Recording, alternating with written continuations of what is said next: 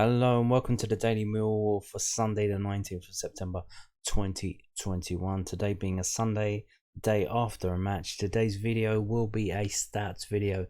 It is Stats Sunday, and as usual we start off with experimental 361, and this is expected goals over the length of the match in terms of minutes.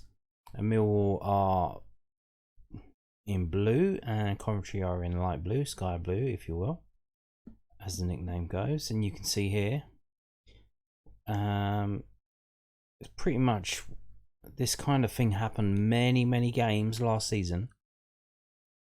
First shot on goal by the opposition, they score, and it wasn't quite the first goal. I think they had probably had a shot from the kickoff, but literally the first meaningful shot they had on goal, they score. And you just can't be doing that.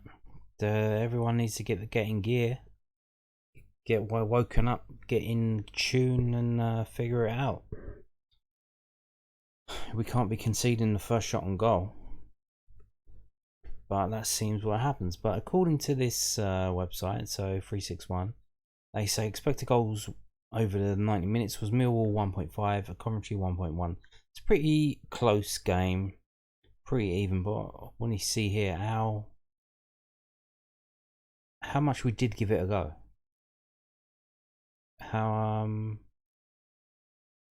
so we did try and win that game, but so did Coventry, to be fair to them. But you can see here in the first half, definitely the number of chances, good chances, because the line jumps up quite a bit. It looks like a staircase there, doesn't it? Some good quality chances, and we had a good quality chance that got put into the net and was disallowed for offside when it was never offside. I don't think Matt Smith was even offside. Yeah, and that was just the wrong decision there, absolutely wrong decision. And the ref had a few of those in that game, and he didn't really want to discuss anything. You can see here, so you can see we had the better quality chances, and you can see in the second half, so we come out, we don't really do much until about 57 minutes, and then we have a short period, a blast of 1, 2, 3, 4 shots in basically a 2-minute period, and then we flatline. We don't really have another XG. They have a couple of short snatch chances. They were kind of disconnected the longer the game went on. They couldn't really compete. They were counter breaking quite quickly, but tired legs and no one to pass to, and the efforts of the Millwall players getting back. George Saville one time comes to mind, Murray Wallace as well. So proper end-to-end full-blooded effort you can see here. And in the second half, around the 75th minute, we have another 2 chances, and then after that, just nothing until the end of the game. Just played it out. Let's settle for the point there. So there's that. So according to this website, we had the better of the XG. We had better XG than they did, but it wasn't that much in it. Now let's move to this one. So they actually give it the other way. This is infogoal.net, and if you look under the red FT and above the red FT in the middle, they give it 0.87 XG to Millwall to 1.04 to Coventry again. So they give it the higher XG to Coventry, but there's not much in it. There really isn't. Not much in it. So the events of the game you can see here. They scored in the 9th minute. We scored in 21. Saville got a booking in the second half. They made a change on 62, which I believe was injury enforced. Murray Wallace got a booking on 62, and then Matt Smith come off on 69 minutes for Billy Mitchell. Then in the 81st minute, 4 substitutions were made, 2 from each team. Bradshaw off, Bennett on, Kieftenbeld off, Mahoney on, Gordon off, Tyler Walker on, O'Hare off, and Hallam on for Coventry. It's quite ironic. So 81 minutes, we're bringing on Bennett, non-Mahoney. So you would argue that Mahoney's more attacking than Kieftenbeld. But let's go back and so 81 minutes. That's when roughly when the flat line starts. So those changes didn't really bring about any attacking benefit to Millwall, even though you would think that they would, because Mason Bennett, he's quick, he's quicker than Bradshaw, and he's fresher legs. He's got 9 minutes left in the game. He's not that he's come back from injury, but still. And Kieftenbeld more of a defensive midfield type player. Mahoney attacking player, set piece taker, but not another XG after they came on. So let's look at the lineup. Let's look at their ratings according to this website. So not bad ratings there for everyone there. Now I believe this is, I don't know how they do it, but I believe this website is basically just the ratings are based on very narrow definition of expected goals created or scored, expected goals denied, and defended against. So you always end up with a certain type of player not getting that many, not getting a really high score, and it seems it's happening again here with Leonard. I thought Leonard had a really good game yesterday.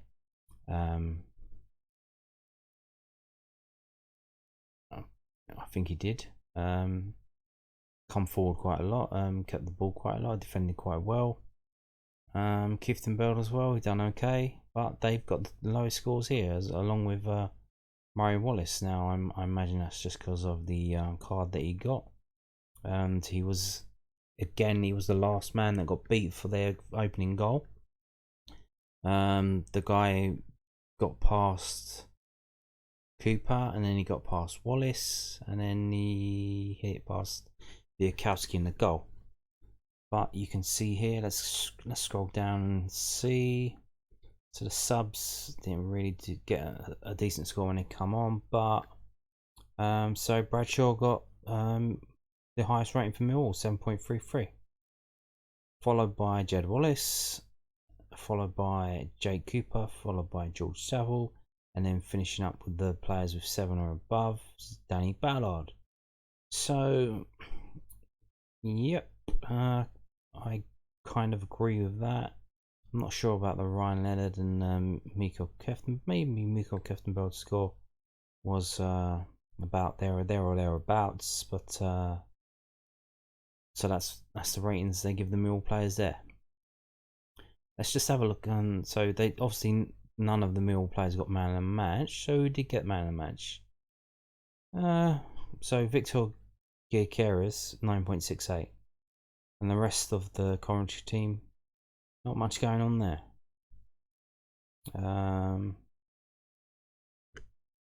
That's interesting to say the least. So okay.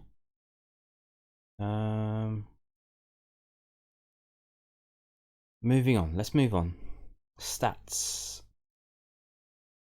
So possession percentage 46% to 54. Yep, they had more of the ball. Attempts on target 4-3.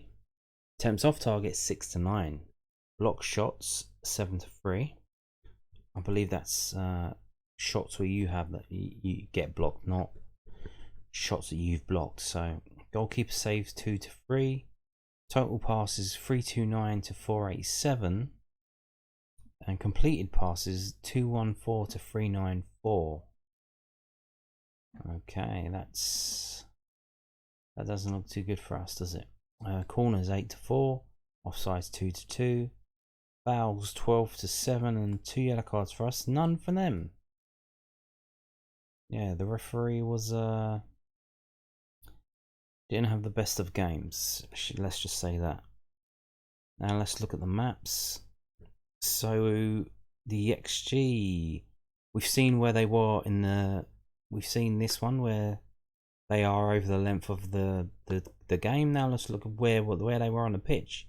And you can see here Millwall just cranking out the chances, not really getting themselves into a position to have any really high quality chances, because that means the circles will be bigger. Let's scroll down and see if got like that one there for Coventry, but that wasn't scored. That was Todd Kane on 39 minutes. Their goal was this one. That was a 6% chance of going in. And you can see here, so both teams looking pretty similar in their snatched little chances. Struggling to get a clear-cut chance. Millwall's goal was that one, George Saville. 10% chance of going in, that was.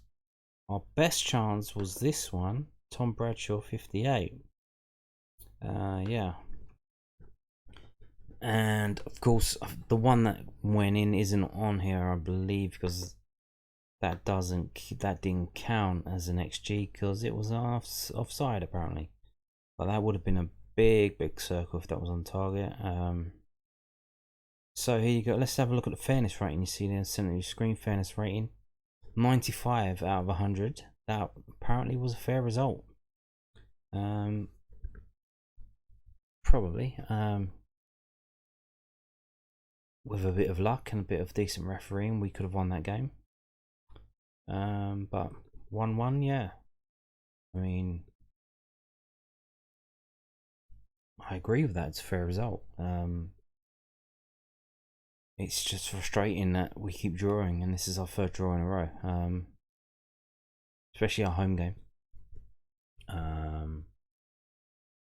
We've got another home game in the cup that can't be drawn.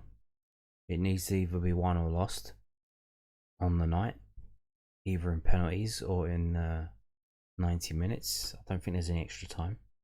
I don't know, they keep changing the rules. So I don't know what the rules are right now.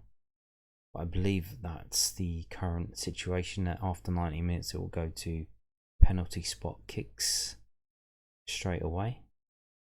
But there you go. So let's just have a quick first half, second half. So first half. So yeah, more chances for Millwall, but not the best of chances. And Coventry really trying to get into that certain range in the area just outside the 6-yard box there. Seems to be a theme going on. Let's have a look at the second half. Fewer chances there for both teams. Pretty similar, I've got to say. More long range chances from Millwall, especially this one from Murray Wallace. That's way out there.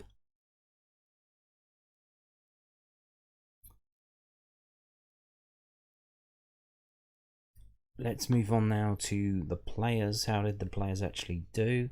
We get more details from this website, which is whoscored.com, and if you look on the right, you can already see the top 5 player ratings. Four of them are Millwall players, and they actually give Jed Wallace man of the match over the Coventry player and over Jake Cooper. So what do they say here? Match summary: Millwall created a high number of chances relative to their possession. Yes, so let's go back and look at this. So when you're looking at this, the amount of chances we make and the chances they make, we had a lot less possession than they did. We passed the ball a lot less than they did. But we had the same number of chances because we were more direct. So you've got to bear that in mind as well. Stole the ball often from the opposition, but lost possession often. Attacked down the right side, had a higher shot frequency when in possession, favoured crossing the ball. Coventry had no strengths, were poor at finishing, and favoured short passing. Yeah, Coventry had some very defence splitting breakaways that if they were a better team, they would have scored and put us to the sword. But they didn't, and thank God they didn't.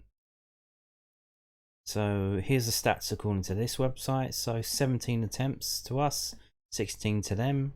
Open play 11 to 12, set pieces 6 to 3, and they had one counter attack. And you can see here, so what that means is 17 chances, one goal, that's 5% conversion rate. And for them, 16 and 1 gives them a 6% conversion rate. So pretty similar, but better from them. And here's half of everything went down the right hand side. So and then they pretty much balanced it out, really. Slightly more down the right hand side, but pretty evenly spread out. Passing types, let's have a quick look at this. So they say it was 362 to 515 passing, 25 crosses from us, 18 from them, 0 through balls, 1 for them, 62 long balls for us, 50 for them, and short passing 275 to 446. Yeah, they were very good at breaking up our kind of play and forcing us to play rash long balls. Let's say rushed long balls, where we just had to kind of just kick it away and try and hope that it went to the Millwall player up front. Average pass streak here, 3 for us, 5 for them. Okay, so let's get into a little bit more details. There's the so if you look up at the club badges, you can see here the player ratings added up and divided by the players involved is 6.81 for Millwall and 6.70 for Coventry. So we were slightly better than them, but again, it's 0.11. It's a fraction of a fraction of a fraction. It's tiny difference, and you could say there really was no difference. So that's why it's a 1-1 draw. Both teams cancelled each other out. Our various strengths and weaknesses cancelled each other out. So ratings wise, so this website again gives the low score for Murray Wallace, 6.4. He has the lowest of the starting 11 for Millwall. And Ryan Led and Biakowski as well, 6.5.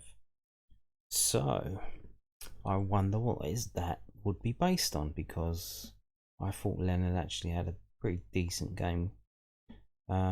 Maybe I should maybe watch a bit closer. I don't know. Maybe I'm missing something. So they give Jed Wallace the highest score, and then Jake Cooper 7.8, and then 3 other Mill players 7 or above. 7.2 for Ballard, Saville, and Smith. Okay, let's total shots. So we have more shots than them. Everyone, basically everyone, except for Jed Wallace. Jed Wallace didn't have a shot. That's peculiar.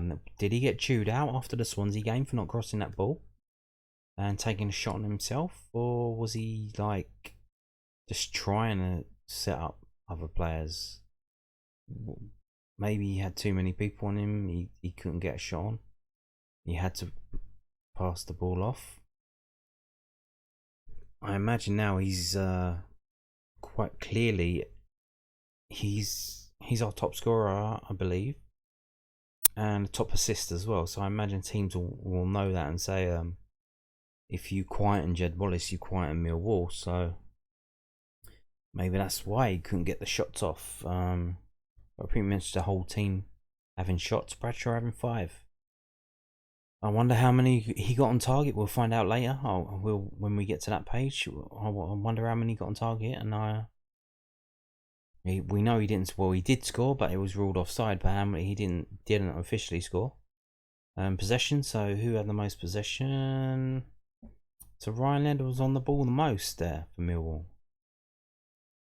Yeah, he was quite comfortable on the ball, going forward and intercepting it and like taking it away out of defence.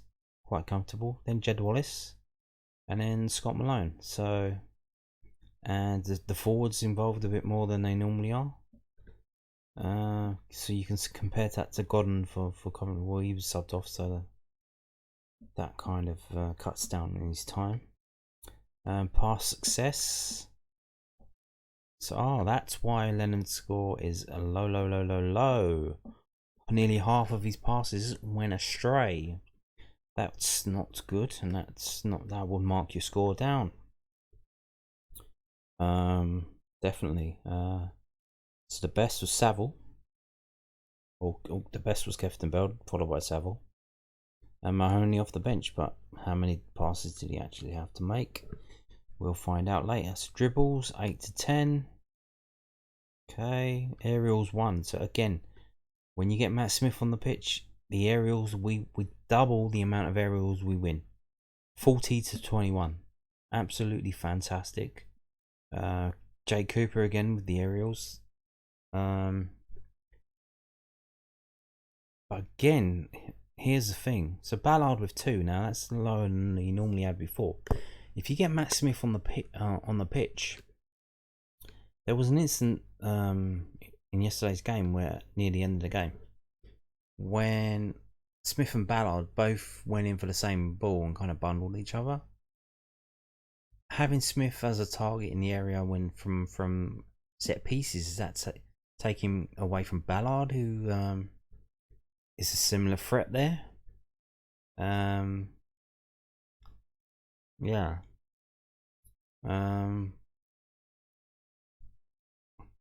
Maybe they need to figure out who's gonna be in line for which kind of thing, or sort their routines out. I don't know. They really don't want to be getting in each other's way. But is that see, you got Bradshaw again with 6. That's not bad. Okay. Compare that to the Coventry defence there. McFadzean, Clark Salter. Their forwards didn't win anything all day. So tackles, we had more tackles than them. Everyone except for Saville and Matt Smith. Not bad, not bad. Corners, we had double the corners for them. Dispossessed, quite a lot of that. Quite a few tired legs, and Leonard with 2. Now that's probably affected his score as well. So that cannot be helping. That's the reason for his low score. Now let's get into a bit more detail and find out how many of Tom Bradshaw's 5 shots were on target. So before we get to that, let's sorted by rating. 5 players with 7 or above. Ballard slipped down a bit. He's normally in the top 2, but Jay Cooper stepped up and got a higher score today. 7.77, all the 7s. Jed Wallace 7.97. George Saville's 7.18. The 3 lowest are the 3 subs. Okay, so that's good in terms of if you were subbed off, you didn't get beaten by the players coming on. Okay. So let's have a look at touches. Who had the most touches for Millwall? Ryan Leonard. So he had a lot. What that is a lot. So 74 for Leonard and then 57 for Jed Wallace. Did he take too many extra touches? Did he get in a bit of trouble? Does that explain his poor passing? Maybe. So shots on target. So 5 shots from Bradshaw. Only one of them was on target. Compared to George Saville, had 2 and 2. And we had 8 different players, Millwall, having shots. And only 3 of them had shots on target. So less than half of the players who had shots actually had their shot on target. That's where you need the striker that we bought in the summer, Benica Phobie. Yeah, that's not that good, is it? Really not that good. Passing accuracy, we've seen that. We'll look at that later. So let's look at this. So dispossessed in terms of up front, having a ball taken off of them. Jed Wallace, Ryan Leonard, Bradshaw. Okay, unscheduled touches, poor ball control. Quite a bit of that. Tired legs. Nearly everyone. Nearly everyone except for Mitchell, Bennett, Ballard, and Biakowski. Okay.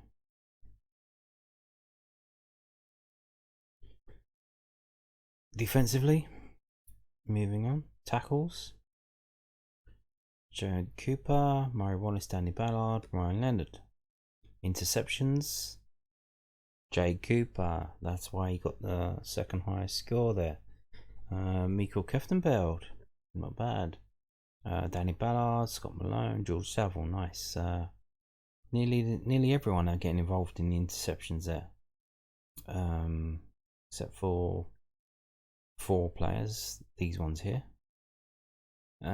Clearances. Danny Ballard 3, Jack Cooper 2. Nice. Block shots. Not that many. Ballard and Smith. Okay. Fouls. That's fouls. Fouls conceded. Murray Wallace, Keftenbeld, George Saville, and Jake Cooper. Okay. Now moving on to passing wise. Let's have a look at that and see. So we've seen how poor Ryan Leonard's passing was. Let's actually see. So he had the most passes, 42. But only 57 were accurate. So let's have a look. So that's not the best from Jed Wallace or Murray Wallace either, the Wallace twins. Keftenbeld, now that's good. 31 passes, 83% accuracy. That is good. George Saville as well, 29, 82. I imagine that's because they're in the middle. They're not really playing any long balls. So that's what I imagine that would be. When you've got Malone and Jed Wallace doing a bit more, playing a bit more longer balls, that probably cuts on that cuts into their stats. So I would imagine. Mahoney, we've seen him. He's only had 3 passes to make. It was 100%. But to Mason Bennett, 3, 0. He had 3 passes, and none of them went to a Millwall player. That's not that good, is it? Really isn't. Let's look at crosses and accurate crosses. So, what can we see when we look at that? Right, what we see is Jed Wallace 8-5. That's not bad. Scott Malone 7-4. Now, this is why Ryan Leonard's got a stinky score. 5 crosses, 0 found a Millwall player. Murray Wallace as well, 3 and 0. Not Conor Mahoney, 2 and 0.